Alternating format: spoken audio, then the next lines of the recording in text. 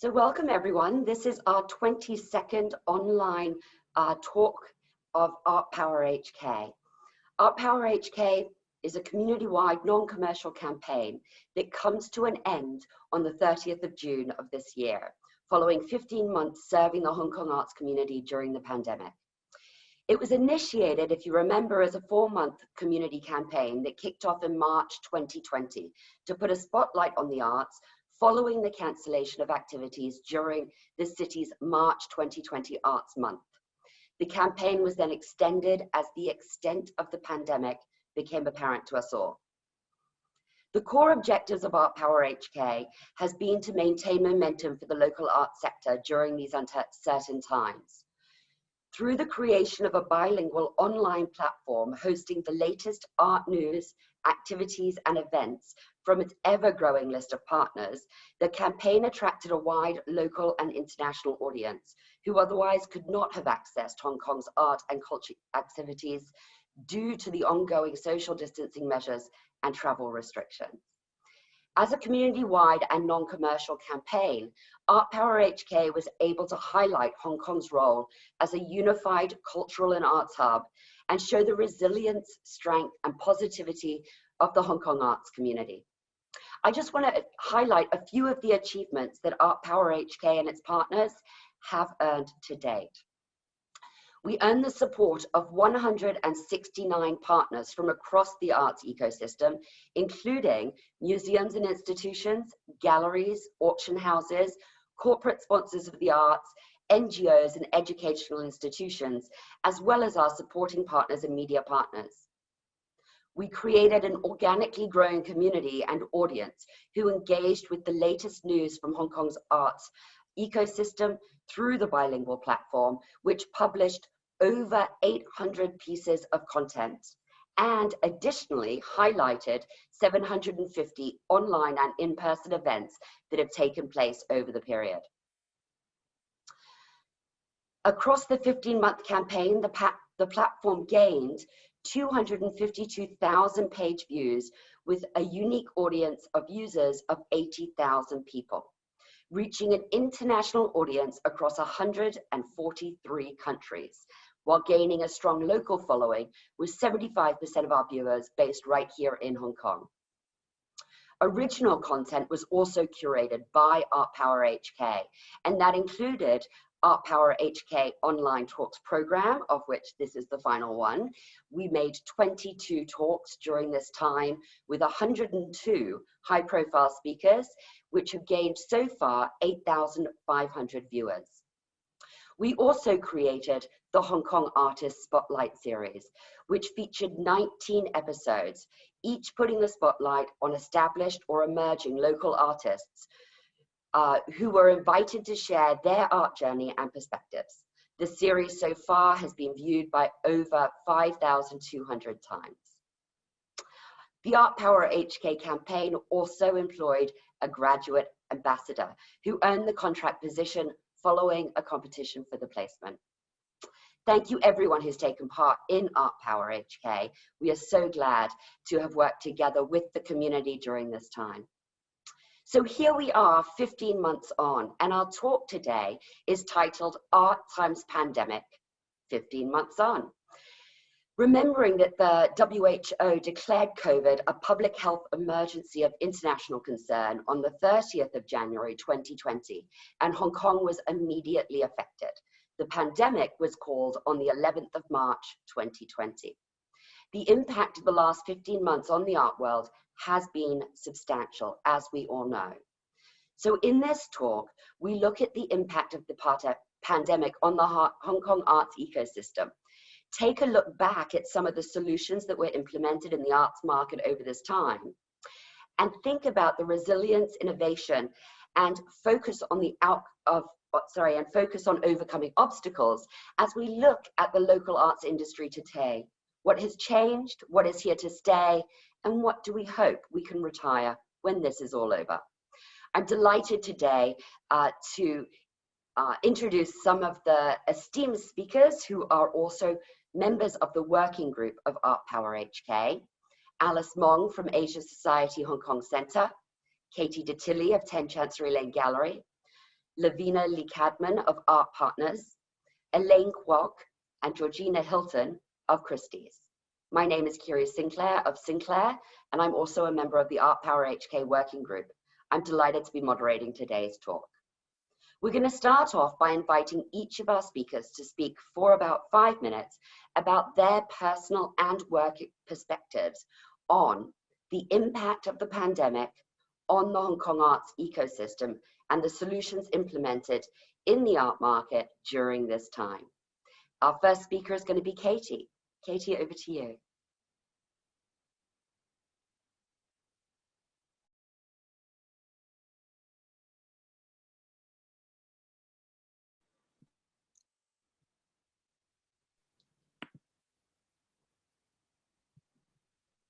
Okay, we can hear you now, Katie. Okay, you can hear me now. Okay, thank you. So hello, everyone, and so wonderful to be here and to be part of Art Power Hong Kong. I'm Katie D. Tilley of 10 Chancery Lane Gallery, now in our 20th year. And wow, time has flown over this last 15 months. There is one word from my perspective that sums up this last year. Hallelujah. It's actually COVID-19 put the brakes on a very chaotic, non-stop life at 10 Chancery Lane Gallery, as well as for many other people. And it gave me time and us to focus on what is important and really think about what we are doing and why we are here.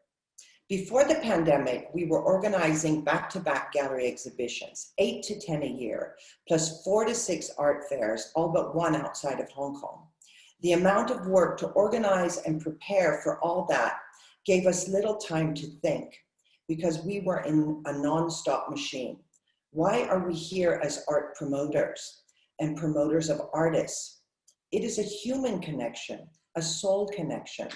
When you're constantly doing, you don't have time to connect. So this slowdown has been a blessing in disguise. And we started to do a few different events.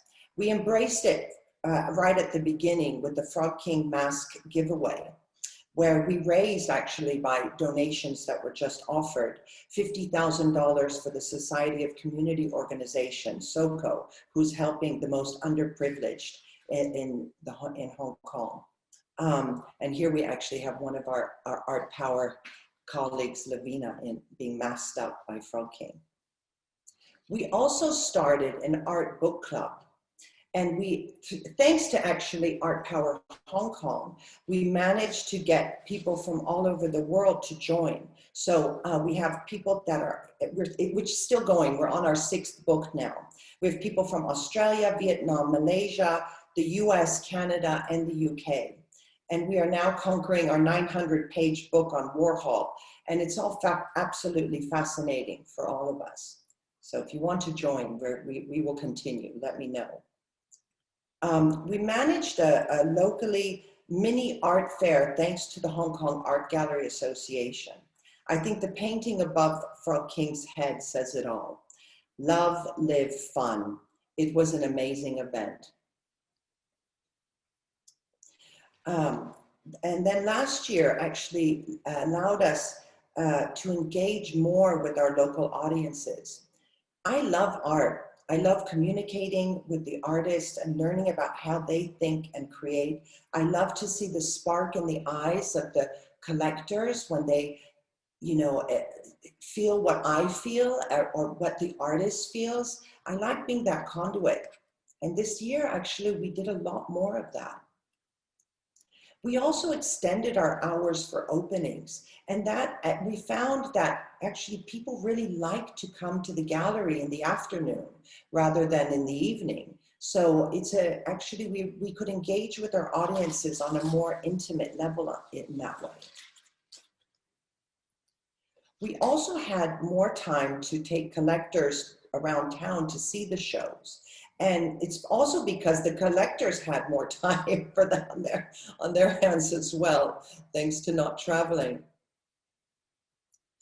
And although the art schools had challenges for their grad show exhibitions, we still managed to do our annual Hong Kong Forward exhibition I managed to get permission to go and see some of those shows, and then we interviewed the artists via Zoom. That's one of my favorite exhibitions to organize every year, and we are now in the midst of organizing it, which we'll have it at the end of August or early September. So please do check that out. Since the Frog King mass giveaway, actually, we decided to use our space in other ways. We have many artists that we represent from Myanmar, and they reached out to us. So we decided to do a one-week exhibition where we organized a peace meditation in the gallery and a poetry reading. And we had their works up, and we gave 100% back to the artists when we sold their works. We sold almost all of the works, so it was a really successful event. And you can see here, this is the poetry reading. And art lovers, they like to come to different kinds of events at galleries. So it's connecting art through different ways. And our current exhibition, Jessica Zub really wanted her exhibition to engage with, to benefit the environment. And so we did something on World Oceans Day, and yesterday we did something with African parks and Break the Chain. And so we are, doing different events in the gallery to tie art together with important causes. And Art Basel Hong Kong, we are back. In fact, Art Basel Hong Kong makes us realize that that the collectors are in Hong Kong, and we can engage with them. And these kinds of events allow us to meet the people that are here that we might not have met already in the gallery. So it's very important to our our existence here in Hong Kong. And and also that for the collectors to realize that Hong Kong is so rich and deep in art locally as well. So this last year allowed us to take more time to engage with people on a personal level by having less exhibitions. We never stopped, but we had fewer and longer shows. And we found that the audience of collectors and art lovers were still there, and we did business. I reached out to a couple of gallery friends to ask them about their last year. And Henrietta from Ora Ora Gallery said that actually this year of the pandemic allowed her to do more research and development, as well as focus on her art advisory business. And Fabio Rossi of Rossi & Rossi managed to open a new central branch of his gallery. And he mentioned that he also engaged much more on local collectors. It is wonderful to see how art has continued to be important during these times and to be able to be part of it. And it is also good to realize that sometimes less is more. Thank you so much. Thank you so much, Katie. I'm now going to pass over to Alice to speak next. Thank you, Kiri. And I am delighted to be part of this incredible working group and Art Power HK. And I still remember when we started this, and I think the opening program was at Asia Society Hong Kong at our Jockey Club Hall. And at that time, we thought this was going to be a short term, a few months until the art fair opened in, I think it was in May. I think we always knew it was going to be a short term campaign, but we never thought it would be 15 months later where we're finally coming to an end. But I feel what we've learned, and I think the impact, for me, I'm going to talk about Asia Society, Hong Kong. We, along with, I think at the time, Alex Seno was with Asian Art Archive, and the two of us were from the nonprofit sector. And we signed on, by the way, I think after hearing from Kiri, in that art, we knew it would continue. And after my talk, I'm going to show a short video of some of the stuff, some of the programming and events that we managed to put on this last 15 months. We started, the pandemic, as Kiri mentioned, it started in around January, end of January, shortly after Chinese New Year. And we had planned on celebrating it was part of our 30th um, anniversary of Asia Society. We were founded in 1990, and 2020 was going to be our big year, big 30th birthday. But we knew immediately things was not going to, it was going to be quite different. It was in the beginning, I think we thought it was going to be like SARS. By summer or by the end of the year, we would be back to normal, whatever that meant. But remember, Asia Society Hong Kong, we do have a wonderful Chantel Miller Gallery. We have a Miller Theater. We have the Jockey Club Hall, a multi-purpose hall that we can do events. And we always thought, you know, we're very much venue specific, but we do programming in the arts and cultural space, business and policy space, as well as education. And so from day one, we thought one of the areas that Asia Society Hong Kong can contribute in was to talk to the experts. At the time, as you recall, there were a lot of confusion about what this virus was about. And in the beginning, there was not even a name. We just knew that it was affecting all of us. So for us, our very first online program was February 14th to 2020, speaking with Professor Ben Cowling from Hong Kong University, so that we have a better understanding as a public service to our members. And the idea was, you know, dispelling some of the fake news and some of the unknowns. And we thought it, again, would be a short-term thing, but 30 episodes later, we are still doing a COVID-19 update. And with it, we are able to talk to experts from all over the world about the impact, about, you know, the evolving virus. So that's what we have done on the public business and policy public service front.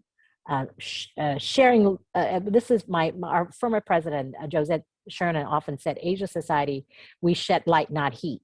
And the lighting the understanding of this evolving virus.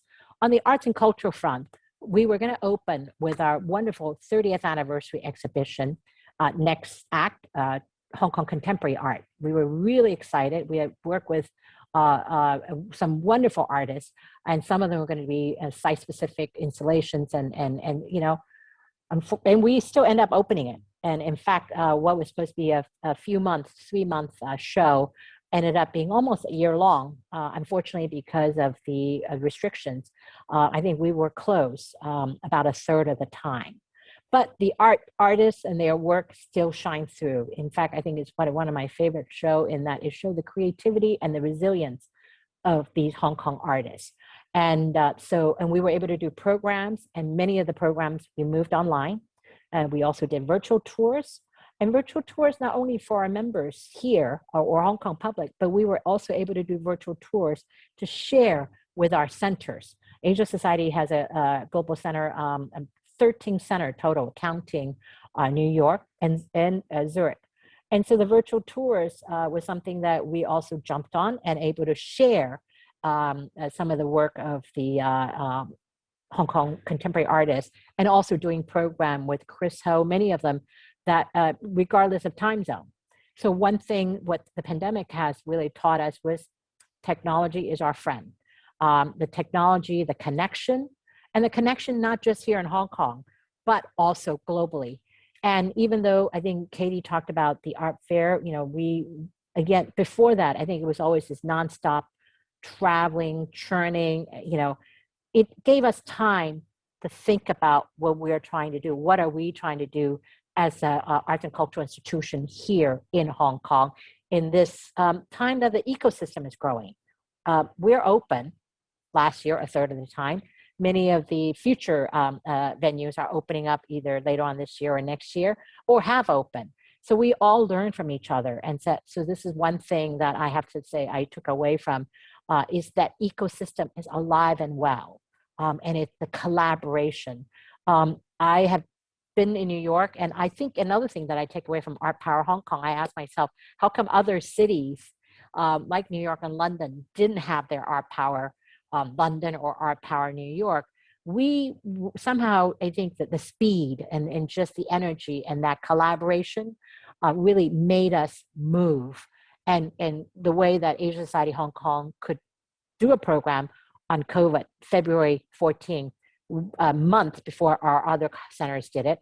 And we did that. I think that's the spirit of Hong Kong. Hong Kong, it wasn't about the money. I think it was just about the art. We're all curious. I think like same with Katie. I love art, and to be able to talk to the artists. We also have been able to take our members to many of the gallery shows, which before we didn't have the opportunity. Just because there was no Art Basel or Art Central doesn't mean we can't learn from each other and hear from the artists, hear from the gallery directly. So that was something our members love. And yes, social distancing, wearing masks, to be able to visit with the galleries on a regular basis, because half the time we were closed anyway. Another area that I was particularly proud of was, we also collaborated with the Hong Kong Art Gallery Association with an outdoor sculpture exhibition, which again, many of the sculpture were on their way to Art Basel or Art Central. And because the art fair was not going on, and I remember, I think Henrietta and AGA came to see our site, and we thought, all right, we could do this. And so we were able to have outdoor public sculptures for about 6 months with AGA. And that, again, was something that we did. We moved really quickly within weeks, collaborating with AGA. So what I take away from the art power and from the pandemic is collaboration, technology, and also the versatility, adaptability, how fast Hong Kong we adapt and move. And even though by June 30th we're going to be this is history, but I think that friendship that we've really cemented it, and is something that I'm very grateful for. Our current exhibition, La Lang, the life and inspiration of La Lang, extended figure, again, is an exhibition that we're collaborating with Catherine Kwai Fong Hing, who's also a member of the working group. That exhibition is exquisite, and we are seeing people out. Hong Kong Museum of Art was here. That collaboration continues, and that is something that I'm going to hopefully will take with us. I think we will. And some of the stuff we can leave behind, but I think the friendship and the collaboration is what I will be taking with me. So I'm going to, Kiri, so can you show that? I think it's a 2-minute video of some of the stuff that Asian Society Hong Kong put together.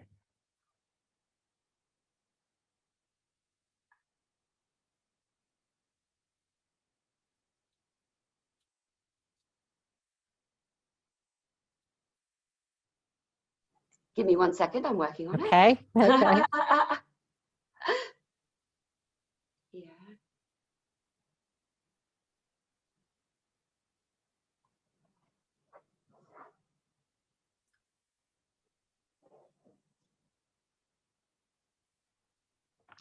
On full page. Can you see that, YouTube? Yes. Fabulous. Sorry, here you go.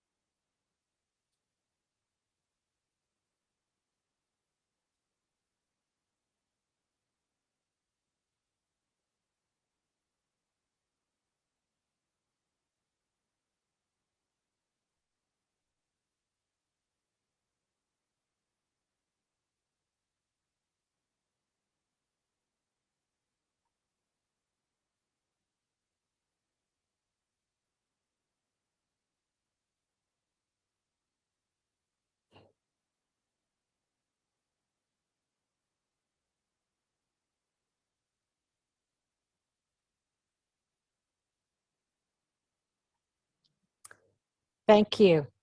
Amazing. Thank you, Alice. Handing over now to Georgie. Hi, everyone. Hello. Good afternoon. Yeah, so I mean, firstly, I'd love to start by saying that it's been such a privilege and learning experience for me to be part of this Art Power HK working group. And it's been an incredibly reassuring group to be part of over the last year or so, to have somewhere to turn to where there's a group of people also working in the art world and facing similar challenges, but always having such a resolute approach to things and always open for discussion and sharing ideas. And I hope, and I'm sure that that's what the Art Power HK platform has brought to all of our viewers, somewhere to go to really see that there is so much promise and so much going on and so many creative ideas despite everything that's going on in the world. And for me, it's been an incredible experience to witness how quick people are to mobilize in Hong Kong and how open they are to collaboration, to getting projects off the ground and executed within moments of the idea coming about. And I really do think that is, from my experience, very unique to Hong Kong itself. So much of this has been a hugely positive experience for me. And I think thinking about this question about, you know, what our respective companies have gone through in the last year or so, thinking about Christie's, I truly think that the company is almost unrecognizable now, particularly if you're experiencing Christie's through digital.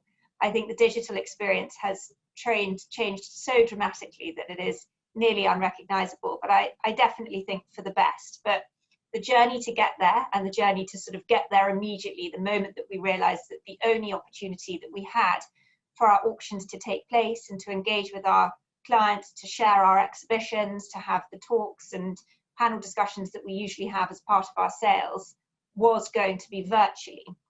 So that shift happened pretty much overnight. And with that came the realization that therefore our audience was global, because obviously in the virtual world, you're not restricted by people having to be in a certain place at a certain time.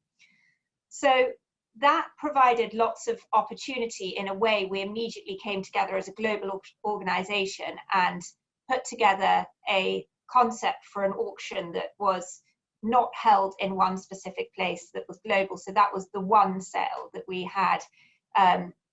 I think that would have been in June last year. Elaine, correct me if I'm wrong, where we had auctioneers in every major region. July. Auctioneers in every major region for Christie's, but one auction. And I mean, it was an amazing project to work on and completely transformed from that moment what we understand an auction to be. And it really shone a light on the fact that our collectors have global tastes and they're extremely willing to engage with us online. So it sped up the sort of innovation that Christie's in the auction world really needed to go through. So a very rewarding experience. But with that virtual shift came an equal emphasis or requirement to work only with the resource that you have on the ground in Hong Kong. So previously, we were very used to flying colleagues all over the world to support where the main event was going on. And that became impossible. So whilst we had this huge global emphasis on our auctions, we also had to become very, very regionalized in how we were working together and using our regional resource, which for me was actually the most exciting thing. So we were thinking very, very carefully about who we had on the ground in Hong Kong, particularly when it came to our Hong Kong sale week, the skills and the resources that we had here, and also the partners in the wider art community here. So again, this piece that we keep going back to about collaboration, which of course was the complete premise for launching Art Power HK. And we have been able to collaborate with, you know, across the whole industry throughout the last year, whether it's the art fairs, the galleries, and even the way in which we're working with our collectors has changed so dramatically. There's no longer a sort of one size fits all approach. If there's not a selling opportunity, then maybe we would have a non-selling exhibition of the collector's collection. we also worked with the Hong Kong Art Gallery Association for them to have an exhibition within our auction preview at the convention centre. And the way in which that we've also worked with some of the other galleries has been really innovative and different. So no longer are we seeing each other as competitors, but almost as a resource to either, you know, drive awareness or bring footfall or eyes to each other's projects. So I think in that sort of very regional focused approach is where we've gained a huge amount of how we hopefully will continue to work in the future. And then on top of that kind of like business structure piece, I guess a huge part of what Christie has focused on in the last year is, given that we've almost had this opportunity to rethink how we're doing things, how do we want to sort of build back better? And I initially felt as though some of our best efforts that we were lending towards issues such as sustainability or the challenges around diversity in the art world, I felt they might all be derailed as we were focused on entirely on staying afloat during the pandemic. But actually, there was almost a greater emphasis put on these sorts of issues that actually, more than ever, it's so important to be seen as relevant and to be doing very meaningful work. So a huge part of our corporate efforts this year have been around launching our sustainability program and pledging our net zero efforts. And again, that's been really accelerated by the pandemic because we've been in a position where we can review all of this discretionary spend. Nobody is traveling. You know, it's been very difficult to ship artworks around the world, yet we have survived and the results have been a reflection of that. So it's been a great moment to review these new initiatives and see whether how we were operating previously was absolutely critical or whether there were some changes that we could make. So I'm really looking forward to continuing to work on some of those initiatives that we've been able to strengthen over the last year or so. I think the global auctions are very much here to stay, and it's become apparent that no matter, you know, we're all of course so eager to have the in-person experience back, particularly when sharing artworks with clients and even having bidders in the room at our auctions, but the virtual piece is taken center stage really in everything that we do. And our audience online is no longer just the registered bidders who are sort of esteemed collectors and really know what they're looking for. It's far and wide, it's art enthusiasts, and the figures are fascinating to me. I can't believe how many people are streaming these events. So now we're really at the stage of trying to tap into, you know, why those people are engaged online, how meaningful are these numbers, and what does success really look like virtually, because you don't have that same interaction with the clients where you can really tell if it's been a successful event or experience for them. So that's a bit of a whistle-stop tour of the changes that Christie's have gone through. A lot of positives to come out of it, a lot of challenges along the way, but I think ultimately a great learning experience. Thank you so much, Georgie, for that. Alice, and to the audience, I apologize that I didn't have the sound on for that video. I will share the video link so you can listen to it and see what I was dancing along to while it was silence for you. But my huge apologies there. I will now pass over to Levina, who will tell us about the sphere of public art. Hi, I'm Levina from Art Partners and part of the working group. And I've been tasked by the committee to talk about the public art in particular. The COVID pandemic has definitely changed the way we think and approach public art in the last 15 months. In particular, I'd like to talk about two projects and I tell you a bit about the projects, and then after that tell you a bit about how we were able to pivot and overcome the challenges to realize these projects. The first project that we want to discuss is the Art for Everyone at HKMOA Public Art Campaign. And the second project we'll be talking about is the public art hoarding, which is an air purifying public art hoarding in Midtown Jing'an development in Shanghai. So first we're gonna just show a quick video clip on the Art for Everyone at HKMOA campaign. This is some.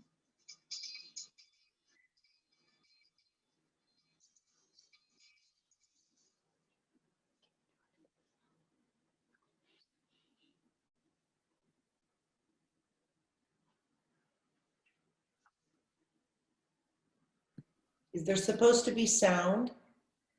I think we can just read the subtitles because I think the sound is just not working. But I'll run through it. Great. Next slide.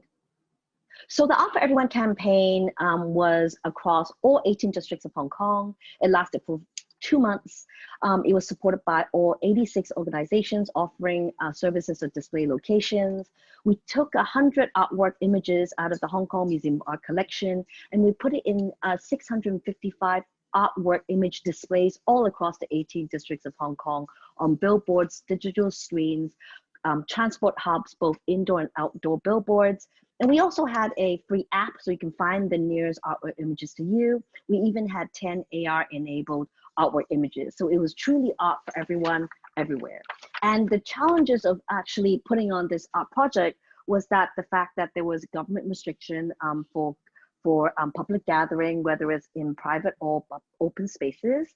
There were also challenges with intermittent closures of art institutions in Hong Kong during the pandemic. And certainly the other challenge, the big one, was fundraising.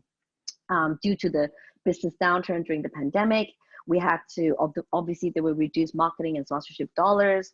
And what was interesting is that instead of seeing these as obstacles, we were able to look at where the opportunities lie there. So we thought instead of showcasing these artworks, in indoor spaces, we decided to take the artwork to the streets and to put it all over 18 districts of Hong Kong. And the other challenge of obviously the financing. So with the marketing downturn, there was obviously an opportunity to have open billboard advertising spaces and digital billboard advertising spaces available to us. So we were able to secure 655 artwork display locations, both digital and printed billboards across the 18 districts for 2 months, absolutely free. And we were able to obtain over a value of 20 million Hong Kong dollars in free advertising to have artworks from the Hong Kong Museum of Art for everybody to enjoy in Hong Kong. So here we were able to pivot because we wanted to have the opportunity to think about the challenges and how we would approach that differently. And then obviously the key word here is to collaborate, find partnerships, and to make this happen. So that was our key learning with this public art campaign. And then my second public art campaign I want to share, public art project I want to share, is a project in Shanghai where our client really wanted to create artwork with a sense of well-being, and that was actually good for you physically. So we were able to find an air light paint, which actually purifies the air. And we use this paint to paint these gigantic art hoardings in our client's property in Shanghai, which actually purifies the air with art. And so this was a very, very different spin on public art project, which was, I guess our central theme being, wellness and physical well-being during a pandemic. I'm just going to show a quick video of this. So just to describe it a bit more, because there's no sound, the air light paint actually purifies the air it touches, and it also eliminates bacteria. And it has anti-mold qualities. So painting with 100 square feet of air light paint, which we did with this art hoarding, is actually like planting 100 square feet of trees in the forest, has the same purifying effects as the trees cleaning the air. So that was a great way to pivot and think about different public art ideas that would be, central to this pandemic. And we also had difficulty and challenges with this project because we couldn't travel. So our artist illustrator, Tanya Wallace, was working in Scotland and the UK. And the Hong Kong project team was based in Hong Kong. So the artist created the artwork. We sent the files over, and our Hong Kong team painted the artwork of a group of mural artists. And then we drove the artwork installation down to Shanghai, and a totally different team installed it in Shanghai.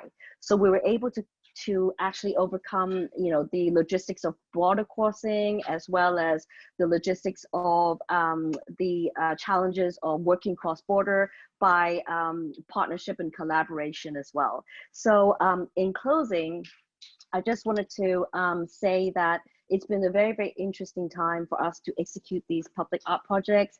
And I think that the key word I keep on hearing throughout the talk is finding these challenges, pivoting, finding opportunities, and collaborating and finding partnerships to make these projects happen.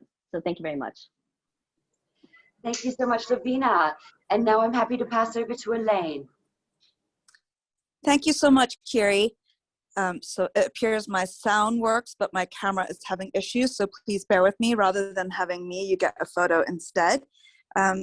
First of all, I've been so happy to be involved with Art Power HK. It's been an incredible journey throughout these pandemic months and 15 months working together in this community. I guess one great lesson I've learned about the art market throughout this experience is collectives' desire to acquire works of art remain unchanged, even though we are living through very, very difficult times. So 2020, in a way for Christie's, was a year of two halves. The first half of the year when the pandemic hit us, and everyone had been so used to working in kind of a cross-border, in-person type of way, we were like deer caught in headlights, and it was very difficult. It was, you know, if we didn't know how to act. But by the summer, we had figured out how to pivot, how to adjust to this new normal. And once we realized that the art market was still there, so the July sales that Georgie mentioned earlier were actually hugely important because it shows where the art market stands in the pandemic. But once we realized that the demand was there, then the question was not a matter of if we do this or not, but a matter of how we are to facilitate this. And because there are many new kind of physical restrictions on the way that we would have engaged with collectors through the art market during the pandemic, then it was a matter of changing formats. So Georgie spoke a lot about the digital innovations that happened. So certainly on our online sales, and also facilitating views, facilitating digital views such as Super Zoom, etc. That was very important. But also something to note is even though people can't travel, works of art could. And while we couldn't tour the entire auction, obviously, we were able to tour key pieces throughout the world in order to get people still engaged in works of art. And the appetite was certainly there. I think people were very hungry, very willing to come out and look. What's great about working at such a global company is even though we can't fly to different places to meet our clients, we have colleagues in those different places. And Georgie spoke about this a bit as well, is how we really had to collaborate as a team and rely on local talent, whether it is, you know, I can't fly over to Beijing or Shanghai to view a certain client. And so now, you know, my colleagues over there would have to fill in for my role and step up in sort of ways that I would have engaged with them. And on the other hand, we used to be so dependent on so many people that flew to Hong Kong for the auctions. And now the Hong Kong team would have would have to manage the whole auction on our own. In every situation, there's a silver lining. I think it is Kiri that reminded me that crisis in Chinese is danger meets opportunity, and there were certainly many opportunities. For myself, being able to be the auctioneer representing Asia for the Big One auction, selling alongside some of the biggest names in auctioneering, was huge for building my profile within the industry, and huge for my career. So there are all these very exciting opportunities that, interestingly, wouldn't have happened without the pandemic. And I have to say what the pandemic really allowed us to, you know, I've been at Christie's 13 years, in the Hong Kong 11 years. Honestly, it's spring and fall, spring and fall, spring and fall. And how many of us know the art calendar? You know, we all have a different art calendar depending on which area of the art world that we work in. How many of us know this calendar by heart and have been doing it year after year, year after year? And what's been really interesting in a way is we realized, oh, all of a sudden we're not bound to the end of May and end of November calendar. We were able to do things off season. Our colleagues in New York and London were not always doing their sales at the same time or the same format of sales. So that was very, very interesting for us. What I've what it's also enabled is, given all the time we've had in Hong Kong, and some of the other panelists spoke about this as well, is this really deep dive into the arts community here for those of us who are based here. And it's been great getting to know our collectors here. And as in addition to that, also the incredibly diverse arts community. I think, you know, during these months where we haven't been able to travel, we've been stuck with each other in a way. And I've really felt now more so than ever, you know, I'm from Hong Kong myself, but what a diverse and international group of people we have working in Hong Kong. And I think there's no better proof than how the art scene is thriving here, given the people from all over the world, whether it's in Europe or in New Zealand, Australia, or in Americas, who actually move here to pursue art world careers here and choose to spend their time here even during the pandemic. I mean, that just goes to show what great opportunities there are in the art world here. Then finally, I just want to speak about kind of an area of personal growth. During July, about almost 1 year ago, this time last year, I don't know if you all remembered, but last summer was very different and we were in semi-lockdown mode. No one was going out. And what I decided was, considering normally I spend so much time traveling and so much time planning, conceiving, and going to events, and I wasn't doing any of that, I want to turn my efforts onto social media. So I had been on Instagram for maybe 5 years at that point, 4 or 5 years, but I would post very kind of occasionally. And I decided that I wanted to try and post every day.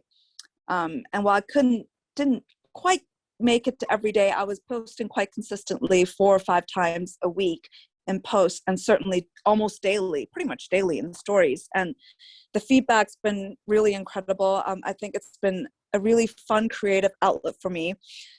Getting to see what's going on in Hong Kong, or digging through my archives to look for throwbacks. It's been a great learning opportunity in that sense, but also in terms of the engagement through the community through Instagram. Can you believe I've made friends through Instagram, or gotten to know people who I didn't know that well through Instagram. And, you know, clients who maybe didn't know me that well before, they might be silently following me. And I often meet people in events now who say, oh, I follow your Instagram. And they, you know, it's been a way to let the world get to know me, and for me to get to know the world in a time when socializing and traveling has not been possible. In addition to Instagram, I've also started this social media account on this Chinese platform called Little Red Book, or Xiaohongshu, and that platform has been really incredible. I've been on it for maybe 4 or 5 months, and I have nearly 90,000 followers. Almost all of whom I don't know. I don't think I know more than 100 Xiaohongshu users personally. Everyone else, it's just somehow the system found them for me. And what I've loved is throughout this past year, I've gained an additional skill and explored an additional realm. So now I feel confident and interested in speaking to people, not just about buying and selling art and about how the art world works. I feel that I've also been engaged in the world of social media, which has been very interesting. And so I think I've spoken for more than 5 minutes. I'm going to pass the floor back to Kiri. Well, thank you all so much for sharing your perspectives and your growth and learnings, and, you know, the reflections as well that we've all had over this 15-month period. And the words that I'm really hearing from all of us are collaboration. They are talking about how we have learned to work together in new ways. We've actually had to rely on each other within the ecosystem. And so far, we've talked very much from the point of view of organizations. And I wonder now if we can move the conversation towards the artists and creatives within our own community.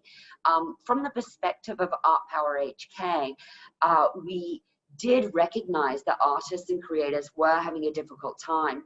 And although we have very, very limited budgets, we decided that we would put the majority of those budgets towards spotlighting artists. And so we worked together with Lime Content Studios, who we are so delighted to have as a supporting partner, who for free alongside Sinclair Arts produced 19 videos spotlighting invited Hong Kong artists to talk about who they are, their art journeys and what they do, and hopefully to put those Hong Kong artists into an international spotlight and showcase them to organizations within Hong Kong and further afield for potential for work. I know that we were only able to do 19, and we would have loved to do so much more, but again, you know, budgets are something that tie us, as do every other organization. But what I'd like to put out to the panel today is perhaps, and I see there's a question here from an artist in Hong Kong, perhaps we can touch on what you have heard has been happening in the market for artists here in Hong Kong, or what more the Hong Kong art ecosystem can do to support our creatives in times like this. So open to anyone who would like to answer that question.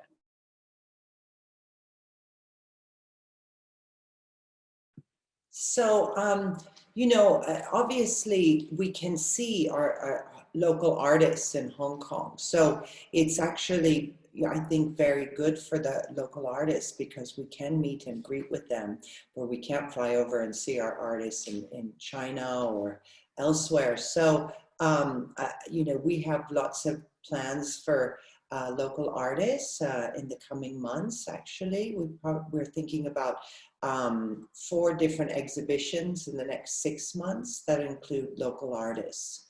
So I think that also it's been a good opportunity to really see what's happening locally. I wanted to kind of give a plug. Remember this year, one thing we tried was our virtual gala. And we did 2 very successful virtual gala, again, using the technology, and had viewers from all over the world. Our first one was in November, which was more on the business and policy. We honor some of our founder. But the one we just concluded a few weeks ago with the help of Elaine as our auctioneer, we invited 45 artists. Well, we actually sent out a letter in the beginning. We knew we were going to have an art auction, and the artists we work with, both local and international, and of course the local artists all came through. And I think that was the first full-scale art auction, online art auction that we've ever done for Asia Society Hong Kong. And I was expecting 10 to maybe 20 artists who would say yes. And in the end, 45 said yes. And many of them were local artists. I think, in fact, over half.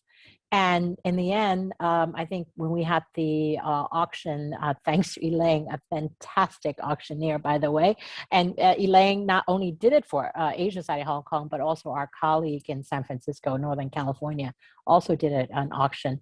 And again, she could do this anywhere in the world. And we raised, and the idea for our auction was 50% of the proceeds go directly back to the artist. And in the end, we raised, I think, over $1 million, almost $2 million in Hong Kong in the art auction. And then over half of it went back to the artist directly. So that is something I think we'll try again. And the artist was grateful. And one lesson we learned from that was people still want to see the art in person. We found that out. And in a hurry, you know, we were able to have 26 of the artwork installed at Asia Society Jockey Club Hall, and invited some of the Hong Kong artists to join us, and they were fantastic.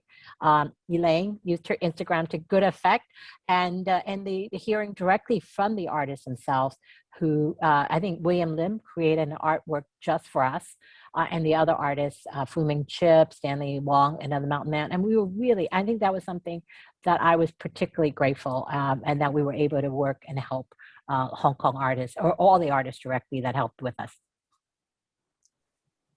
So I just want to say, in terms of our working at an international house, obviously our auctions, you know, our Hong Kong auctions have really raised the bar in terms of how global they are when we get, when we start, because now we're live streaming in sale rooms and telephone bidders from London and from New York. And what's been really interesting, even though we do not feature a lot of Hong Kong artists in our evening sales, the ones that we do are exposed to a whole new level of international artists. So when you've got artists such as Chris Huynh or Yang Donglong being put into the same auctions, making their evening sale debuts alongside artists such as Zhao Qi or or Chabalala Self, for example, international names, I think that really serves to elevate these artists to a totally new global audience. Yeah, absolutely. And I think that I've also recognized and worked with a number of organizations throughout the Hong Kong ecosystem that really did put a spotlight on local talent wherever they could. And I was really glad to see that and would love to see more of that. For the artists who have joined us here today, and I can see quite a number of you are with us, I do encourage you to reach out to the organizations.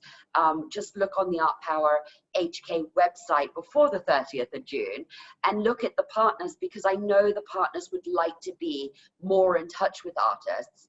Do reach out to them directly and showcase your work, because you never know. There are opportunities out there, and I think it does take that personal challenge to actually put yourself out there as well, to let people know. Now, we are going to run a little bit over time because we have 2 more questions to ask. I just want to ask to all of our panelists, if you could say, we've been through something here. We've all done different things at work, and over the last 15 months that, you know, have been really challenging, you know, and we've mentioned some of those. Now, what of those learnings do you feel are here to stay, and which do you just hope we can retire as soon as possible when this is over?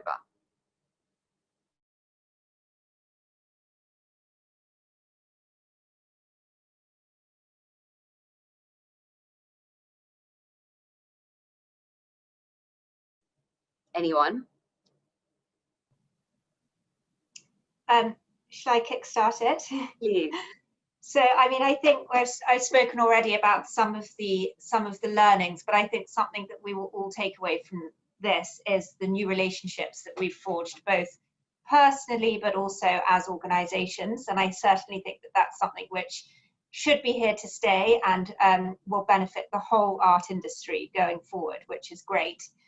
I think we've all obviously told relatively positive stories about the last year and a half, and that they're all true, but there's also no doubt about it that probably whenever we've met up with each other or seen fellow people in working for art businesses, there's also been a lot of exhaustion and people really feeling the pressure to continue to succeed and get results in whatever those results might be, and whether it's working on behalf of artists or collectors or consigners. And at times it has felt near on impossible, but you know, we're all sort of in the service industry, and we've had to carry on, and we've also been under huge pressure, even if it's inflicted by ourselves rather than our organizations, to sort of make up for that lost time. And with that, I think sometimes you can be chasing for the wrong results, or for instant results, to put a tick in a box. And it's hopefully we're going to resume to a slightly more normal calendar where we can plan ahead, because planning ahead was deleted. And when you can't plan ahead for an event, whether you don't know if it's going to be in person or virtual or an auction, everything becomes very last minute. And then sometimes you can't necessarily give it that like extra in-depth attention that you would really like to. So personally, I hope that the days of having to change plans last minute will be behind us. We can start planning ahead. And I think everyone has mentioned this idea of doing less but more meaningful, or larger, or whatever it might be. And that's certainly in a lot of our plans at Christie's for the coming seasons. Thank you. I'm gonna jump in, because as you can hear, the music's come on and the art party is about to start as we come out of the pandemic. So I just want to, leave. I think I have to leave, but my parting comment is that what we learned from this time around the pandemic and coming together as a committee for Art Power was that it was great to be able to come together quickly. I think that is the instant response, and coming together, discussing our issues together, and seeing the challenges as opportunities, and then finding ways to collaborate and work with partners to come up with a better plan, or to realize new goals, or to things and ways that we can still work together during a pandemic when there are so many restrictions. Is probably coming together as quickly as possible is probably what I think I would do again if this happened again. But and I'd like to thank everybody, and I'm sorry I have to sign off, but thanks a lot. I'm sorry to leave the art talk a little early. Thank you. Thank you so much, Levina, and party on for fun. Bye. We love the idea of in-person event. Well, Thank you. And just on that last question, then, I'd just like to open up to everyone this idea that, you know, in years to come, hopefully the pandemic ends soon, but in years to come, if this ever happens next time, what's the one key learning that you would like to remind yourself when you watch this again in the future? What is it that you'd like to remind yourself to do quickly, or to just not do this time because it didn't work? So if I could have an answer from each of you, and then we'll call it a wrap. I guess I would say that what I would do quickly is, you know, just engage more. Again, think of more ideas that could bring people in on the virtual platform, maybe. And then, but even just reach out to people to let them know that, you know, they can come one by one, right? So I guess we just think of different ways how we can really implement that. Yeah, I absolutely agree. I feel that, you know, the reminder, one big thing I learned this year is the format might change, but, you know, people's desire to engage with and acquire works of art, that doesn't change, that remains. So, you know, we don't have to worry so much about the market so much as worry about the format. Then the other thing I would definitely do a lot of and keep doing is this social media work, because it really is a great platform. Yes, Elaine, for all of us, please keep it up, because otherwise I won't know what's going on in the world. Alice. Oh, for me, I think we jumped online pretty quickly. I think it's what I would like to continue doing, and I think this demonstrate more important than ever, is continue to, regardless of COVID or not, or another crisis, is engaging with our members or non-members. Keep that going. When a crisis happens, you don't want to be left in the lurch. And so continue the engagement so that when we do need help, send out SOS, our supporters and friends are there. And so I would continue that even more so than ever, because for us, we have venues that we are able, you know, we rent out our venue to help cover some of our operational income, operational issues. And having not been able to do that this year, for a year and a half almost, it really hurt us. But what has come through has been our friends and supporters. And so going back to the earlier question, what do I miss? What I never want to hear again is social distancing and collaboration. I think we need people. And I feel art is a vaccine for life. I think, you know, that's why my one advice to everyone else is get vaccinated. And we need art. And art has helped us. It's that social gathering, that connecting with people on a one-to-one basis. That's something I really miss. And so if there are ways we can lessen that next time around, I think it would make all of our mental health, everybody, a lot healthier and happier. I don't know how if that answers it, but that would be what I like to see. Thanks, Alice. And Georgie? So, I mean, I guess we would be presented with a whole new roster of challenges, and we'll be equipped and hopefully keep all of these new learnings that we've got. But I guess going in with the knowledge that we will be able to overcome them when we come together will be key. And very much what Alice says, I mean, we've all been sent a very strong message that art will remain relevant and will remain a real reassuring feature in people's lives. So using the privilege that we have to work in the art world to share that and to use that to help guide others through these challenging times. The power of art.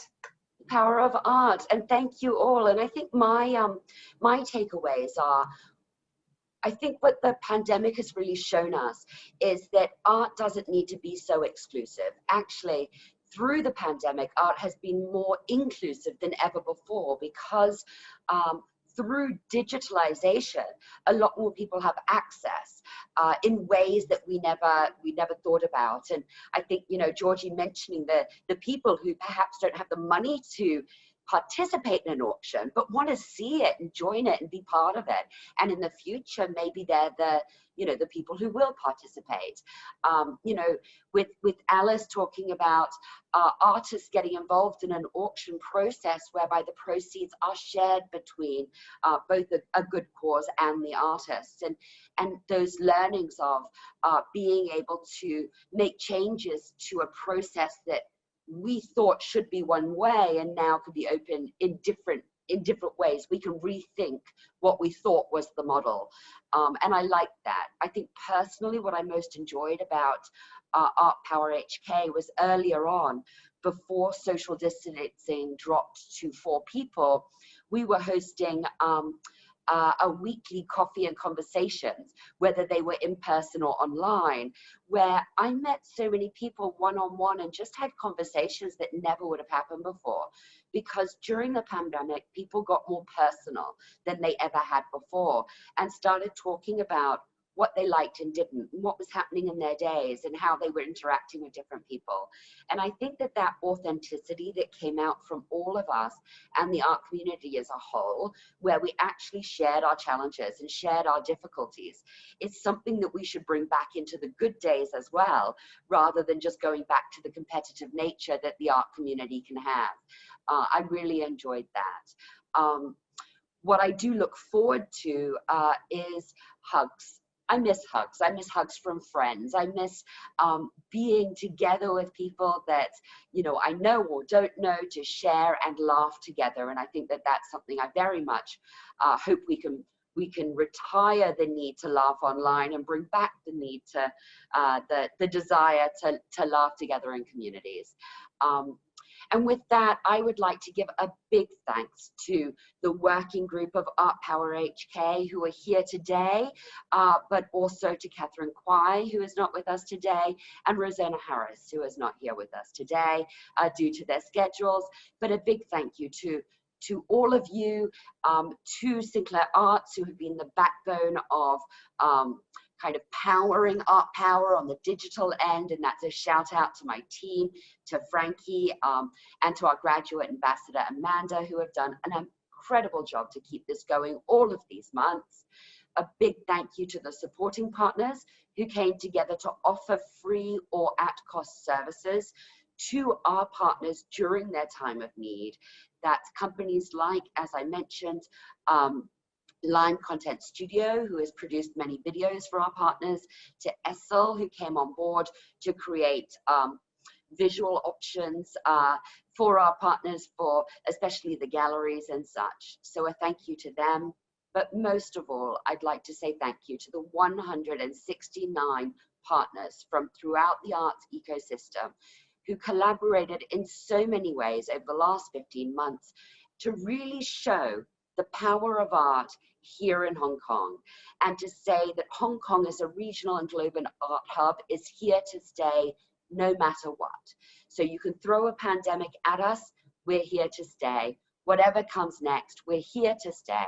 So a big thank you and a big pat on the back to all of you, and we look forward to continuing our collaborations on a personal level as we move forward.